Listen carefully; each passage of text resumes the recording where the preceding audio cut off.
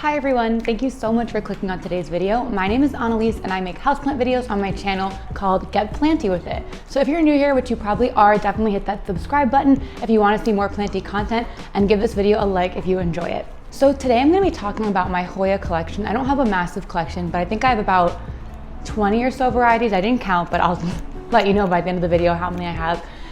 Some of them are doing really well, some are definitely on the struggle bus. I'll show both and talk a little bit about my care tips, how I'm rehabbing a couple, and things like that. So let's jump into the video.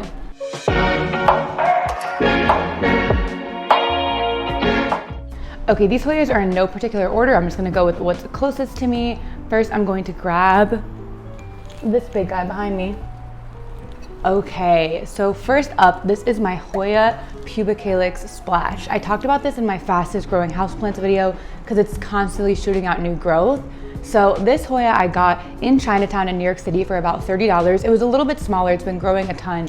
All of these new pieces of growth on these long tendrils have come in pretty recently. Actually, it's going through a little bit of a growth spurt. One important thing to note about HOYA is when you see them with these long tendrils, do not cut them off. That's where new growth comes from. You can actually see, oh, come close. It might be hard to see, but on that tendril, there's those two little things sticking out. Those are the beginnings of new leaves. So you wanna leave those tendrils so they can grow new growth. If you put them on a trellis, that can also help encourage growth. I'm just letting this one go wild, but this is my HOYA PUBICALYX Splash. Definitely a favorite. Definitely would recommend this one, especially for a beginner, because they're so easy to grow. So next up, another pretty common HOYA that you can find sometimes in big box stores or at many nurseries is a HOYA Crimson Queen. So that is this baby here. She's super cute. I got this pot in the Flower District of New York City. I don't remember how much I paid for it, but it really wasn't expensive and it was already trailing a bit. It's definitely grown quite a bit. Let's see if I can find some new leaves. I saw some earlier. So the new leaves kind of come in this pinkish color. That's why it has crimson in the name. And as you can see, I don't know if it's a little hard to see, there you go. Some of the stems are this bright pink color. Some leaves come in completely white, like this one. So really, really beautiful leaves. So this is a Crimson Queen, as I said, but it's also commonly talked about alongside the Crimson Princess. I only have a very small Crimson Princess, but I'll show you this one here. Here she is. That's what the foliage looks like. So they have similar colorways, but you might notice on the Queen, the white variegation is on the outside of the leaf, and on the Princess, the white variation's on the inside of the leaf. So one helpful tip that I learned to remember the difference between the two, because I always mixed them up, was the Queen wears the crown, which is like on the top of her head, on the outside of the leaves, like a crown. That's where the variegation is. And the Princess wears the gown. So that's, on the inside of the leaf, like a gown, that's where the variegation is. So these are two pretty common HOYAs that are easy to take care of, easy to get a hold of. So I would recommend them both. They grow very quickly. Okay, next up, another pretty common one is the HOYA KRINKLE 8. Here's my little baby. This came as just a little cutting and it's constantly putting out new growth. It's called the KRINKLE 8 because if you can see, there's kind of 8 little bumps in each of the leaves. Not bumps, kind of dents in each of the leaves. It's a super beautiful plant. It's grown really easily for me. Mine's living in perlite right now. I think I got this cutting off Etsy for really cheap because it was a small cutting, and I like having small plants to start out with and getting to watch them grow big. So that is my HOYA KRINKLE 8. Okay, next up is another common one. This is the HOYA CARNOSA COMPACTA. Super beautiful plant.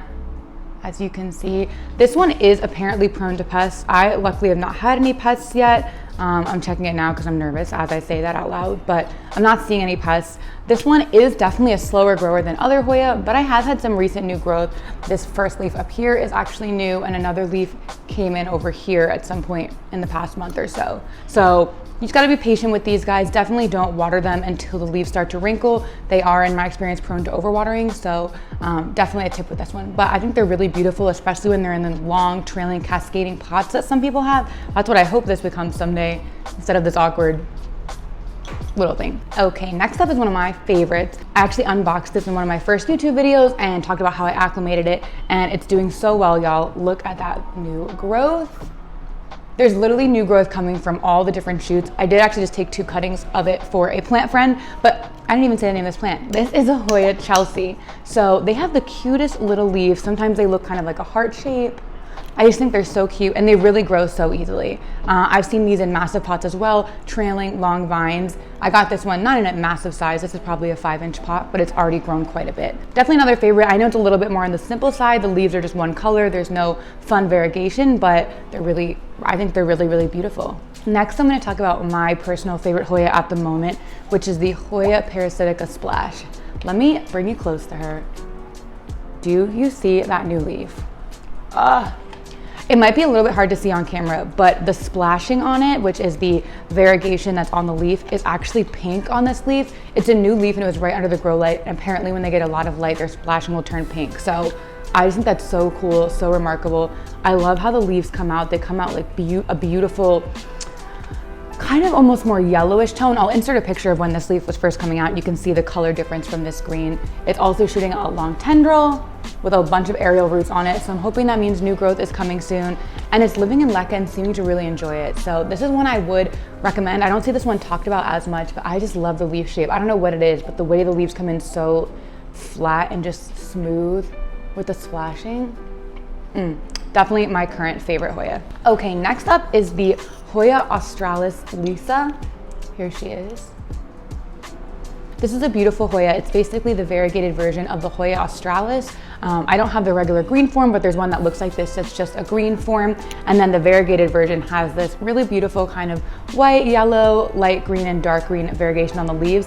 When the leaves come out, they actually come out kind of pinkish or red. I'll insert a picture if I can find one of mine when it was putting out new growth. This one, unfortunately, is kind of stalled in growth for the past month or so. So I took a cutting. You can see I cut it right in there.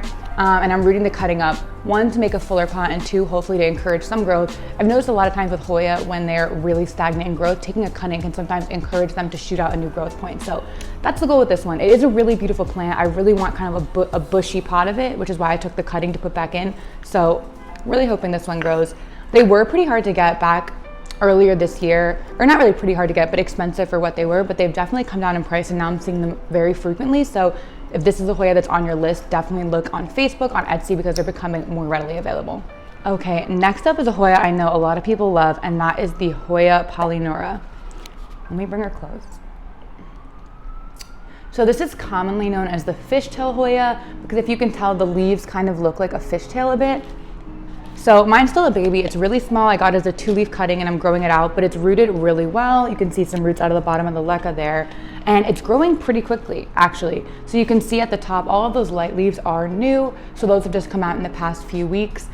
These Hoyas are so beautiful to me. One thing to note about the Hoya POLYNEURA that I've noticed is I think they're pretty light sensitive. They don't seem to really enjoy high light conditions. So I had this in my greenhouse cabinet pretty much right under a grow light, and the leaves started turning really yellow and one of them actually eventually fell off. So I moved it into my plant room and it's way further from a grow light now and it seems to be doing a lot better. Once I moved it, that's when it started putting out the additional 2 leaves and the leaves aren't yellowing anymore. So I think if you have this plant and you're struggling with it, maybe give it a little bit less light. I know that's not what we're used to, but it seems like that really helped this little guy out. Next up is another relatively new Hoya. This is my Hoya OBOVATA Splash. Show you. Now, if you've seen an OBOVATA before, you know the leaves are typically almost perfectly circular or oval shaped, and mine clearly is a little bit wonky. But for some reason, I really liked this specific one. I saw it online and I was just drawn to the weird shapes of the leaves. I don't know what it was. Sometimes that happens, you know, you just feel a connection with a certain plant. And so I potted it up in LECA here. It's not doing anything yet, but it does have a tendril at the top that's healthy and ready to shoot out new growth. So I'm hoping this one grows soon. I've heard these grow at a good pace, so hopefully this one kicks off pretty soon. That is the Hoya OBOVATA Splash. One of the other ones I want to get that is similar is the variegated Hoya OBOVATA. They have these really beautiful ones that have this really kind of like yellowy green variegation down the middle of the leaf. That is definitely on my list of ones that I want in the future. Another super popular Hoya is the Hoya MATHILDE. Here she is in all her glory. So she's super small at this point. She started out even smaller and grew this whole tendril here. It's just a super cute small leafed Hoya. If you're into the little leaf Hoyas, if you want a Hoya serpens, which are usually pretty expensive and hard to get, these are definitely more accessible and at a better price point. I will say I was super excited to get this Hoya. It was on my wish list for a while and I really searched for it. Now that I have it, I'm a little less excited about it. It's cute, but it's not as mesmerizing or as exciting as some of my other Hoya. So just something to know. If you're looking at this one, I mean, you can see it. Just something I noticed. I'm definitely not as in love with it as when I first bought it, but maybe when it puts out a bunch of new growth, I'll start to love it again. We'll see. So next up is my Hoya Sigilattis, or Sigilattis. Here she is. So a really beautiful Hoya. It has these long leaves, which are really different than a lot of the other Hoyas I've talked about so far. It also has just the most beautiful splashing pattern on the leaves. And as you can see, these leaves are different colors. Basically, this plant can sun stress really easily. So if it's near a grow light or in a bright window, getting a lot of light exposure, the leaves will turn into a purplish color. So that's what's happening on the newer leaves. They started getting a little bit purple. I think it's really beautiful either way. Both colors are really beautiful, but I do love the way that this Hoya grows. I think I want to cut it and put it back in here because it does look a little awkward just having this one tendril. I think it'd be nice with a few tendrils coming out of the pot, but I'm gonna let it grow a little bit more. It's in an active growth phase. It just put out these 2 new leaves. There's 2 more coming on here, you can see. So I'm gonna let it do its thing for a while. So next up, this Hoya is very, very beautiful, and I'm so excited that it's finally putting out growth. This is the Hoya Finlaysonii. I mean, look at those leaves. They're insane. This did absolutely nothing for a couple of months. So I got this in May 2021, we're in July.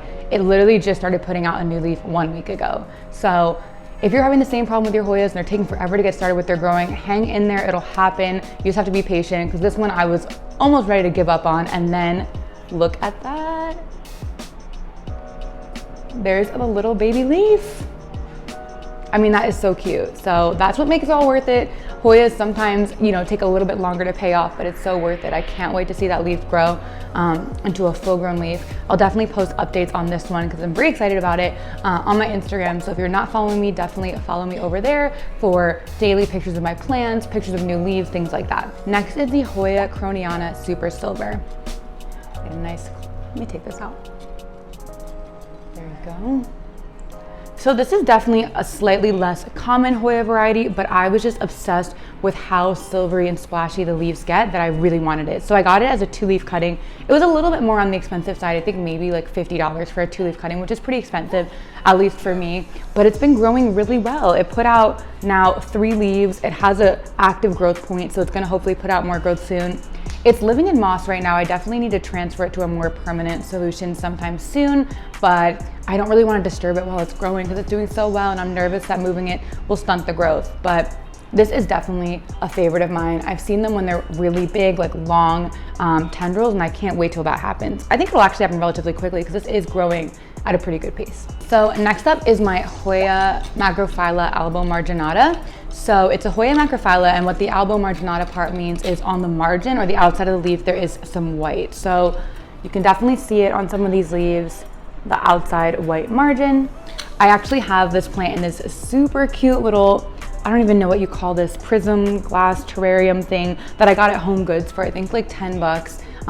It's not a closed terrarium, so it doesn't increase humidity, but I just thought it was so cute, and the new growth is already starting to trail out, so my vision is to have it like trailing over the side. It's hanging in my window, so it's getting pretty decent light, but I just think this plant is so cute, and you can see the new growth comes in. So cute, and then they grow into like nice full-size leaves.